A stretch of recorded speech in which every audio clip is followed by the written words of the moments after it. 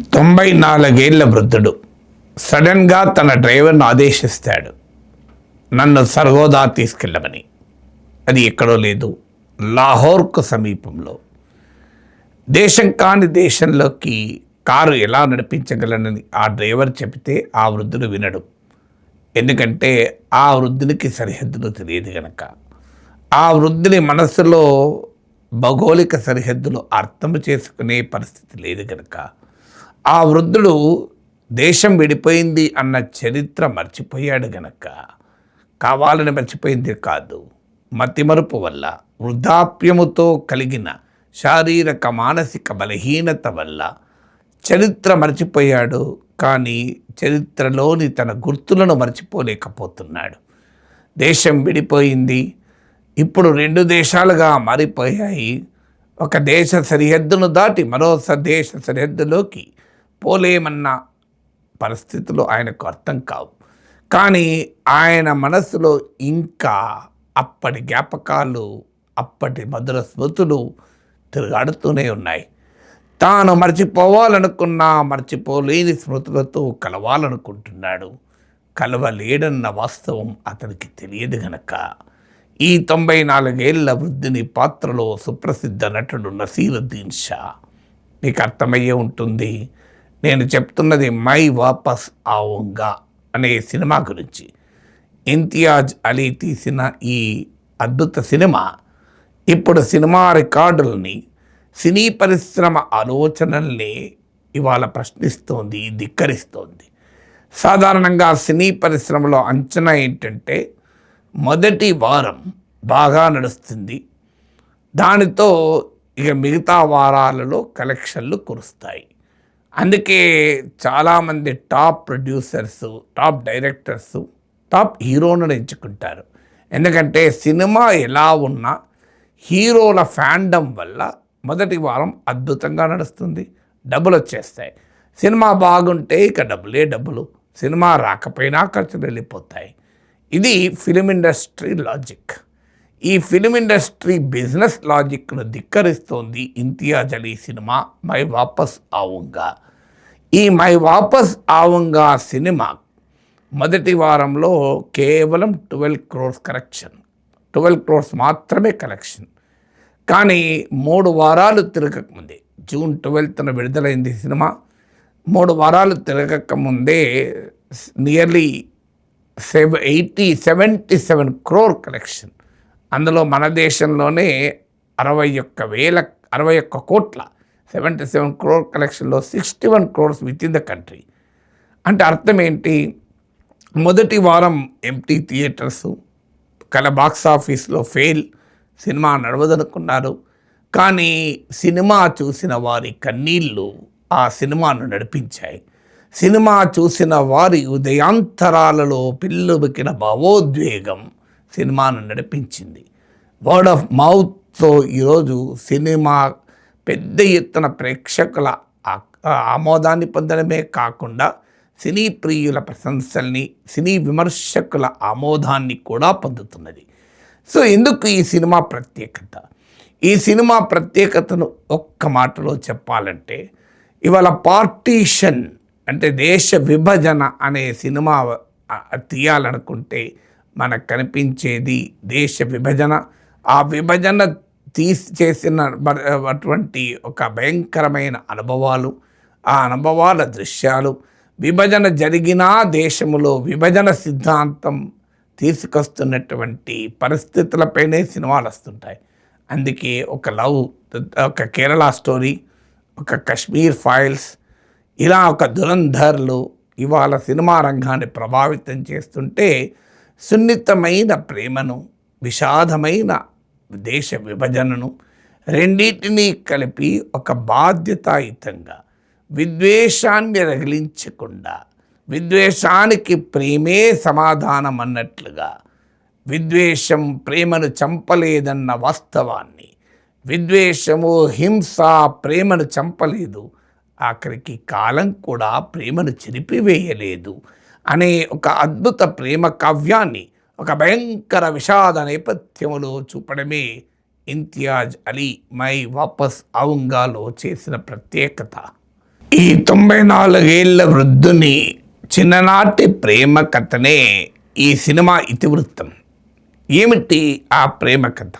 ప్రేమ కథలు చాలా ఉంటాయి, కానీ దేశ విభజన విషాద నేపథ్యములో కలిగిన ప్రేమ మామూలు ప్రేమ కాదు. మత విశ్వాసాల హద్దుల్ని సరిహద్దుల్ని దాటిన ప్రేమ గనక ఈ ప్రేమ కథకు ఆ విషాద నేపథ్యము కలిసి ఒక వైవిధ్యాన్ని అద్దాయి. ఇందులో ఒక రకంగా 3 సన్నివేశాలు. ఒకటి 94 వృద్ధుడు. ఈ వృద్ధుడు 18 వయసులో ఉన్నప్పుడు, అంటే 76 ఇయర్స్ క్రితం లాహోర్ సమీపంలోని సర్గోదాలో ఈ కుటుంబం నివసించేది. వారికి బాగా సన్నిహితంగా ఉండే ఒక ముస్లిం కుటుంబం కూడా ఉండేది. ఇతను సిక్, ఈ 94 వృద్ధుడు. So Sikh family, Muslim family, అలాగే అటు ఇటు హిందూ ఫ్యామిలీస్, ఇలా అందరూ కలిసి హాయిగా జీవించేవారు. ఆ సిక్కు యువకుడైనటువంటి ఇతను, ఈ 94 వృద్ధుడు ఒక అమ్మాయిని ప్రేమించాడు. ఆ అమ్మాయి ముస్లిం కావడంతో కుటుంబాలు అంగీకరిస్తాయా అనే ప్రశ్న ఉత్పన్నమైంది. ఈలోగా దేశ విభజన మొదలైంది. దాంతో భయంకరమైన మత విద్వేషాలు చెలరేగాయి. మత మారణ హోమం జరిగింది. మతం పేరిట భయంకరమైన హత్యలు, రక్తపాతాలు, అత్యాచారాలు జరిగాయి. చివరకు ఈ నసీరుద్దీన్ షా కుటుంబంలోని మగవారు చాలా కష్టంతో దేశ సరిహద్దులను దాటి పాకిస్తాన్గా మారిన తన మాతృభూమిని వదిలేసి భారత్లోకి వచ్చి ఇక్కడ స్థిరపడతారు. ఇక్కడ తమ కుటుంబాలు పెరుగుతాయి, బాగా సంపాదిస్తారు, ఒక స్థాయికి వస్తారు. వాస్తవంగా పాకిస్తాన్లో, అంటే ఇప్పటి పాకిస్తాన్, అప్పటి భారతదేశంలోని లాహోర్లో ఉన్నటువంటి వారు అప్పుడు కూడా చాలా మంచి కుటుంబం. కానీ ఆస్తిపాస్తుల్ని అన్నిటినీ వదిలేసి ఆఖరికి తమ కుటుంబంలోని మహిళల్ని కూడా దేశం సరిహద్దు దాటించడం కష్టమని గుర్తించి ఆ స్నేహితుడైనటువంటి ముస్లిం కుటుంబ పెద్దకు కాపాడే బాధ్యత అప్పజెప్పి వచ్చేస్తారు.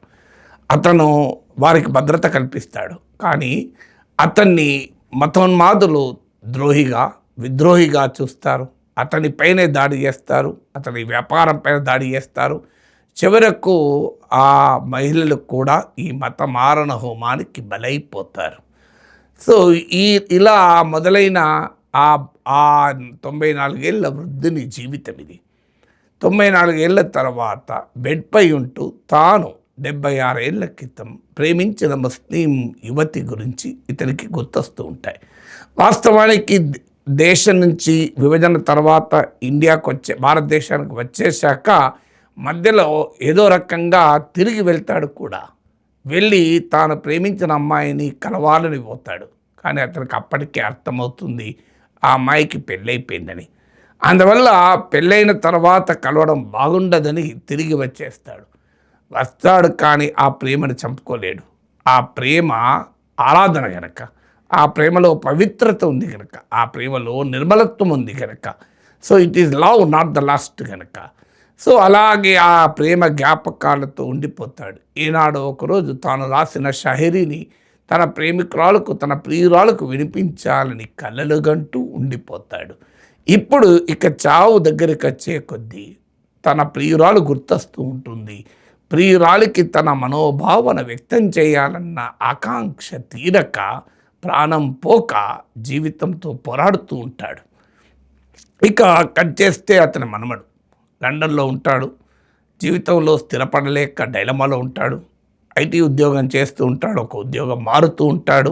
ఒక స్టాండప్ కామెడీ అభిరుచి, అందులో కూడా డైలమా. ఆఖరికి తాను కూడా ప్రేమలో పడతాడు, కానీ కమిట్మెంట్ ఇవ్వలేడు. అంతా డైలమాలో ఉండేటువంటి మనవడు. సో ప్రేమలో డైలమా, ఉద్యోగంలో డైలమా, తన అభిరుచిలో డైలమా. సో అస్థిరతతో కొట్టుమిట్టాడుతూ జీవితంలో స్థిరత్వం కొరకు తపన పడేటువంటి మనవడు. సో ఇక్కడ ఈ 94 వృద్ధుని కుటుంబ సభ్యులు, కొడుకులు, కోడళ్ళు వీళ్ళంతా ఉంటారు. ఈ ముసలాయన వయసు మీద పడినా తన ఆధిపత్యం మాత్రం కొనసాగిస్తున్నాడు. ఎక్కడా తగ్గేది లేదంటున్నాడు. సో ఇతను ఎప్పుడు చనిపోతాడని లిటరల్గా వాళ్ళు వెయిట్ చేస్తుంటారు. కానీ మనమడికి ఎక్కడో తాత మీద ప్రేమ. సో చివరకు మనమడు తాత చివరి క్షణాల్లో కలిసి ఉందామని వస్తాడు. ఒక్కసారి మనమన్ని చూడడంతోనే అనురాగంతో ఆ తాతలో జీవం ముందు పైకి లేస్తుంది. మనమనికి అర్థమవుతుంది ఈ తాతలో ఏదో తపన మిగిలే ఉంది, ఏదో కోరిక మిగిలే ఉంది అని. అప్పుడు తాత చాలా కష్టంతో చెప్పిన పడిపడి మాటలతో, ఇతర కుటుంబ సభ్యుల మాటలతో, అలాగే ఇతరత్రా కూడా సమాచారాన్ని సేకరించి తన తాత అన్ఫుల్ఫిల్ లవ్ స్టోరీ గురించి లాహోర్ సమీపంలోని సర్గోదాలో ఆయన విడిచిపెట్టిన ప్రేమ గురించి మనమనికి అర్థమవుతుంది. సో తన తాతను తన ప్రేమతో కలిపే ప్రియురాలితో కలపలేకపోయినా ప్రేమతో కలపాలనే కోరిక ఈ మనమంలో కలుగుతుంది. అష్ట కష్టాలు పడి ఆ ప్రేయసి ఎవరో 94 ఏళ్ల తన తాత మనసులో ఇప్పటికీ కదలాడుతున్న ఆ ప్రేమ స్వరూపం ఏమిటి అని గుర్తిస్తాడు. చివరకు ఆ ఫోటోలు మాత్రమే తేగలుగుతాడు. సో ఆ ఫోటోలు మాత్రమే తేగలుగుతాడు. తన తాత ప్రేమను తేలేకపోయినా తన తాత ప్రేమ కావ్యాన్ని అంకితం చేసే అవకాశాన్ని కల్పిస్తాడు. తన ప్రేమ భావనను తన ప్రియురాలికి చెప్పగలిగే అవకాశాన్ని కల్పిస్తాడు. సో ఇది ఈ మొత్తం కథ విశేషం. అంటే ఇందులో ప్రేమ, విషాదానికి విరుగుడుగా ప్రేమ, కాలిన గాయాలకు విరుగుడుగా ఒక రీకన్సిలియేషన్ జరిగిపోయిన చరిత్రను తిరిగి తోడుతూ, విద్వేషాలను రగిలిస్తూ, ఉన్మాదాలను పెంచి పోషిస్తూ, హింసను చెలరేగించేటువంటిది కాకుండా హింసతో మొదలైన జీవితాన్ని ప్రేమతో ముగిస్తాడు. భయంకరమైన విషాదానికి కూడా ఒక ప్రేమతో ముగింపు పలకగలగడమే ఇంతియాజ్ అలీ చూపిన ప్రత్యేకత. అందుకే పార్టీషన్ రిలేటెడ్ మూవీస్ అన్నీ హర్రర్, హేట్, విధ్వంసము, విద్రోహము, భయంకరమైన హింస వీటిని చూపుతున్న సమయంలో ఆ విషాదము వెనకాల ఉన్న ఒక ప్రేమ ఘటనను తీసుకొని చరిత్రను వర్తమానానికి మధ్య ప్రేమ వారధిని నిర్మించింది గనుకనే ఇది మై వాపస్ అవుంగా అని. మళ్ళీ ఇలాంటి సినిమాలు వాపస్ వస్తాయని ఆశించుదాం.